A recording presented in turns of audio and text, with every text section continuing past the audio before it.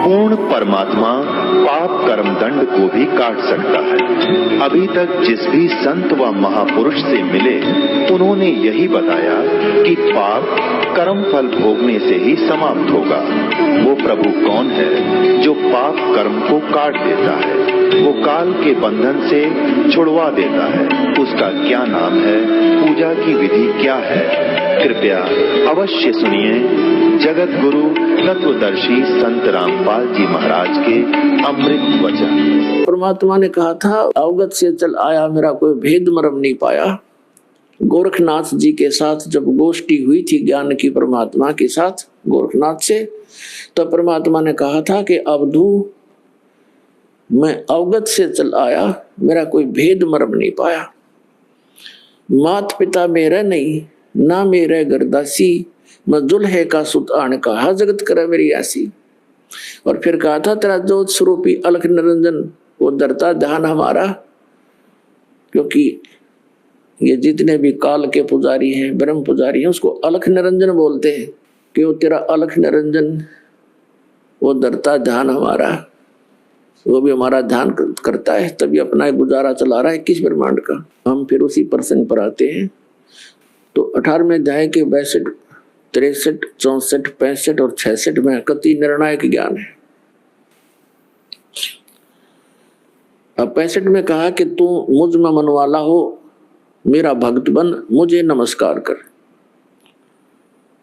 तो मुझे ही प्राप्त होगा, चिंता मत कर।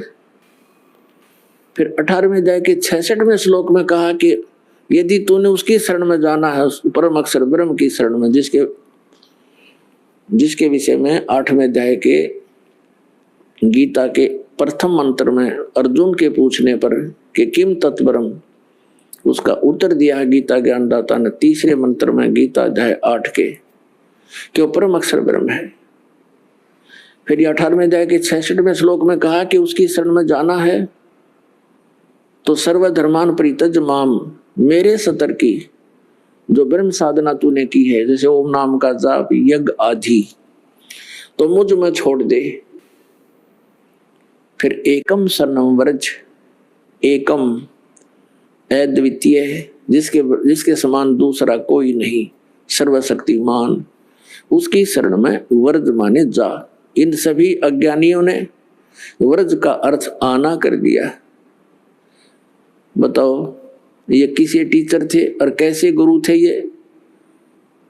जैसे इंग्लिश वर्ड है गो, और गो माने जाना होता है, किसी भी कीमत पर आना नहीं हो सकता। और जिन्हों गो का अर्थ कम कर दिया, आना कर किया हुआ है, तो कितना बुद्धिमान होगा, कैसा समझा उसने उस प्रकरण को, उसने तो भट्ठा बैठा दिया। तो ऐसे भट्ठे बैठा रखे हैं इन नकली गुरुओं ने, इसलिए सतगुरु शब्द की आवश्यकता पड़ी और सदगुरु की आवश्यकता पड़ी। इसी प्रकार यजुर्वेद अध्याय नंबर 40 के नंबर 10 से लेकर 13 तक ये स्पष्ट किया है कि कोई तो परमात्मा को साकार मानता है कि वो जैसे श्री राम श्री कृष्ण रूप में उत्पन्न होता है संभवात, और कुछ अन्य जो उसको असंभवात यानी वो जन्म नहीं लेता निराकार मानते।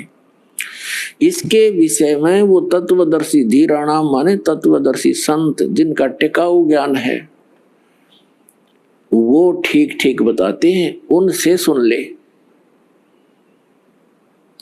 और विद्वान और अविद्वान की परिभाषा भी वही बताएंगे। हु इज वेल नोन, कौन है विद्वान?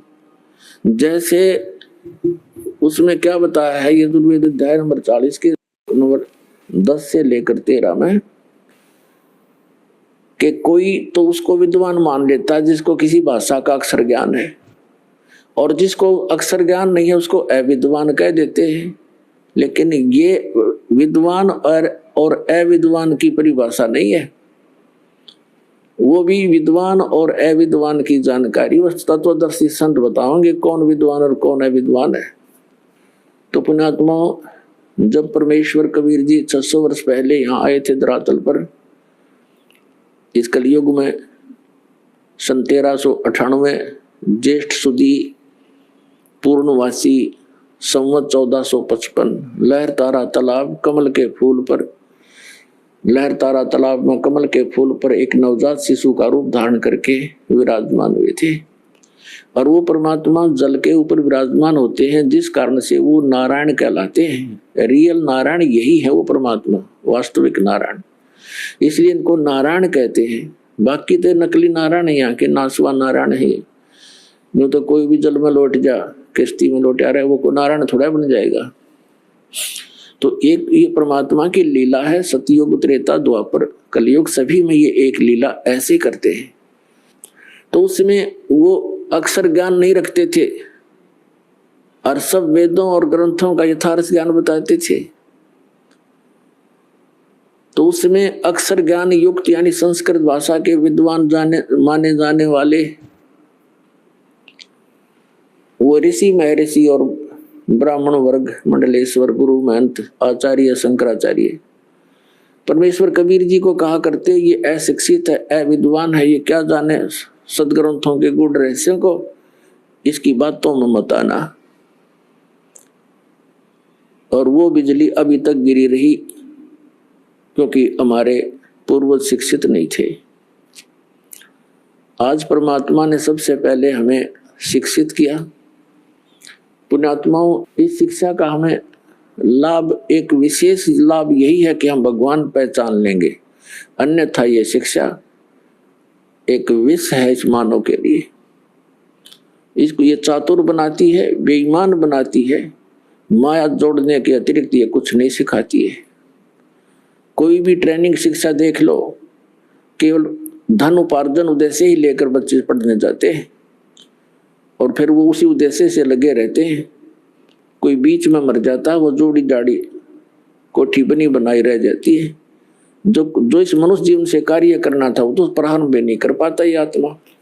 तो उस परमात्मा ने ये थोड़ा सा विष हमें खिलाना अनिवार्य समझा, क्योंकि इसको फिर अमृत में बदलना था। विष से अमृत होत है जय कर जाने कोई। अब इस विष को हम अमृत में बदल लेंगे। इस शिक्षा का हम लाभ उठाएंगे, भगवान पहचानेंगे, सतलोक चले जाएंगे, जहाँ सदा सुखी रहेंगे। कहीं बुढ़ापा नहीं वहां पर, वहां मृत्यु नहीं। जो दास ज्ञान दे रहा है ये किसी लोक वेद के आधार से नहीं, सब सदग्रंथों को आधार मानकर, और जिन महापुरुषों ने परमात्मा को साक्षात्कार किया, सतलोक गए, वहां स्थान को देखा और वापस आकर उन्होंने गवाही दी, उन महापुरुषों के वचन आपके रूबरू कर रहा है। और इसको आपने हृदय में धारना पड़ेगा। ये लोक वेद मत समझना। और क्योंकि आप दूध के जले हुए अब लस्सी को भी फूकेंगे, लेकिन कुछ दिन में ये सब ठीक हो जाएगा, पता लग जाएगा।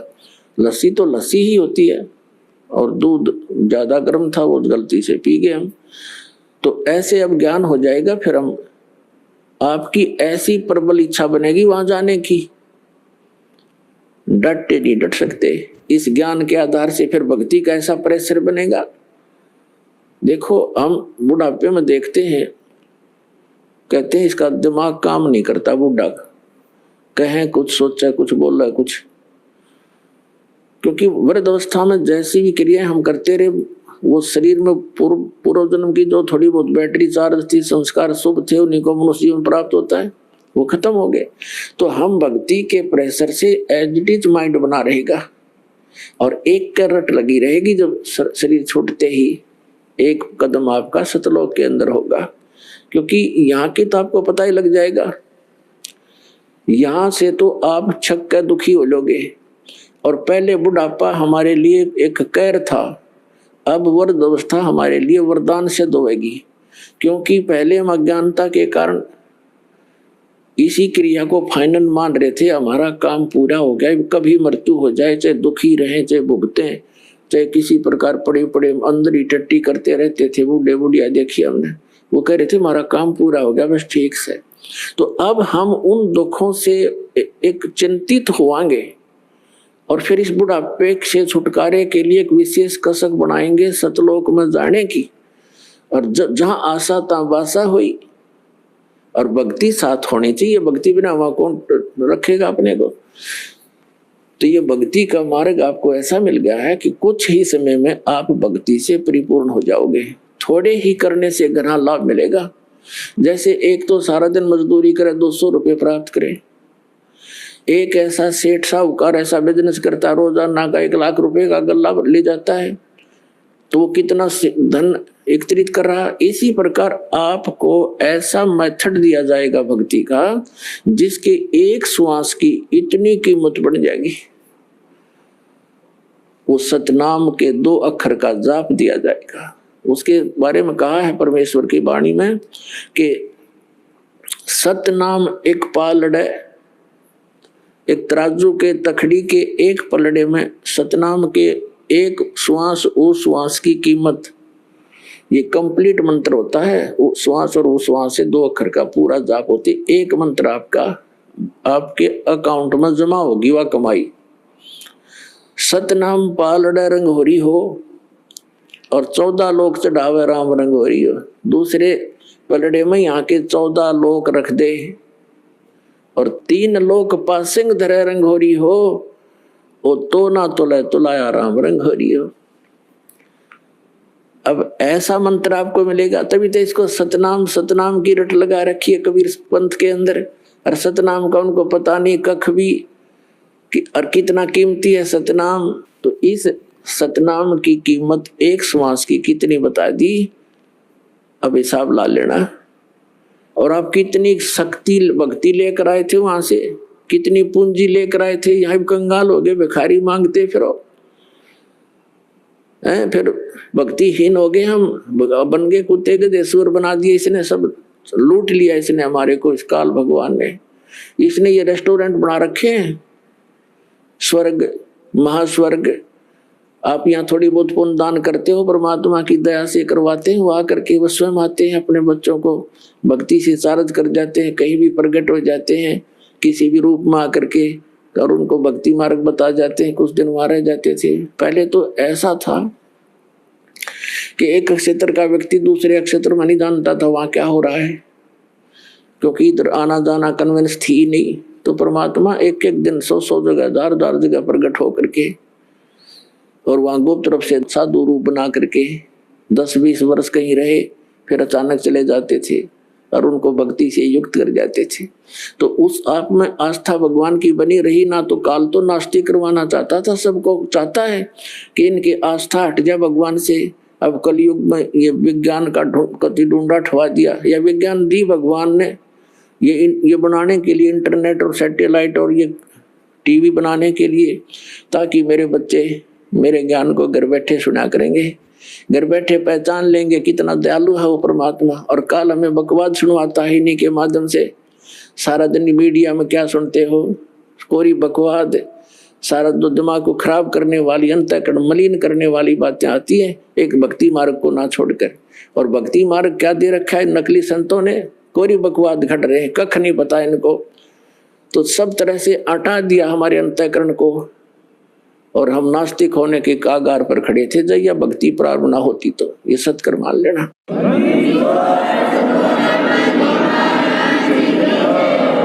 अब दया करी परमात्मा ने, फिर से बीज पड़ेगा पूरे सभी के अंतःकरण में। और अज्ञान से हम गलतियां करते थे, ज्ञान से उनको छोड़ देंगे। तो प्रसंग चल रहा था, वही आते हैं कि इस परमात्मा ने आके हमें ये ज्ञान बताया और आपको भक्ति से इतना परिपूर्ण कर दिया जाएगा। तो इसने ऊपर के जो रेस्टोरेंट बना रखे हैं, हमारी यहाँ पूंजी परमात्मा भक्ति देता है, कराते हैं। हम स्वर्ग चले जाते, महास्वर्ग चले जाते, ओम नाम का जाप करके वहां खा कर आ जाते हैं। वहां रेस्टोरेंट बना रखे हैं ब्रह्मा जी के अलग लोक में, उसका अपना अलग है रेस्टोरेंट। विष्णु जी के लोक में जिनको स्वर्ग नाम रखा गया, तो हम अपनी पूंजी को वहां जाते हैं, वहां हमारा टैक्स लेते हैं। किसी में 10%, किसी का 15-20%, किसी में 25% आपकी पूंजी का वो चार्ज लेते हैं। और बाकी खाना आपकी पूंजी से है, जैसे आप होटल में जाते हो ये चार्ज अलग लेते हैं उस आपसे। इस करके ये सब जोड़ जुगाड़ से अपने ब्रह्मांड चला रहे हैं। तो हम इन कि लोग को हम अपनी इस पूंजी का नाश नहीं करेंगे, अब हमें ज्ञान हो गया, हम सतलोक चले जाए। तो क्या बताते हैं परमात्मा कि तुम वहां से जब आए भक्ति से युक्त थे मेरे हंसा भाई, अन स्वरूप था जब तू आया, और अपना स्वरूप भूल में भूला तात जीव का आया। अब तू अपना वास्तविक स्वरूप और स्थान भूल चुका है, इसलिए तू यहाँ भिखारी बना फिरा है, और यहाँ सुख हो ही नहीं सकता चाहे राष्ट्रपति बन ले। कोई न कोई टेंशन उसके को पारिवारिक आपदा हो जाएगी, कोई शरीर में उसके अपने ऐसी बीमारी लग जाएगी, डॉक्टर भी फेल हो जाएंगे भक्ति इन प्राणी का। क्योंकि पूर्व जन्म के पुण्यों से उच्च पोस्ट पद प्राप्त करता है, अच्छा धन प्राप्त करता है, क्योंकि पहले जन्मों की बैटरी चार्ज है। आगे चार्जर ना लगने से बैटरी कितने दिन काम करेगी, एक दिन उसने अपना काम छोड़ना ही छोड़ना है। ऐसे बहुत से प्रमाण हैं। अंत समय में कैसी हालत हुई प्रधानमंत्री और राष्ट्रपति और मुख्यमंत्रियों की। तो कहने का भाव ये है, भगवान के सब बच्चे हैं, परमात्मा प्रमुख है, उसको हम भूल चुके हैं, उसकी याद दिलाने के लिए ही संत और सत्संग हुआ करते हैं। अब प्रसंग चल रहा है कि हम सतलोक से आए जब बहुत भक्ति से परिपूर्ण थे, इसने हमें लूट लिया, अब दयालु ने दया करी है, आपको उतना ही चार्ज करेंगे जितने आप वहां से चार्ज होकर आए थे। भक्ति की कमाई अति आवश्यक है।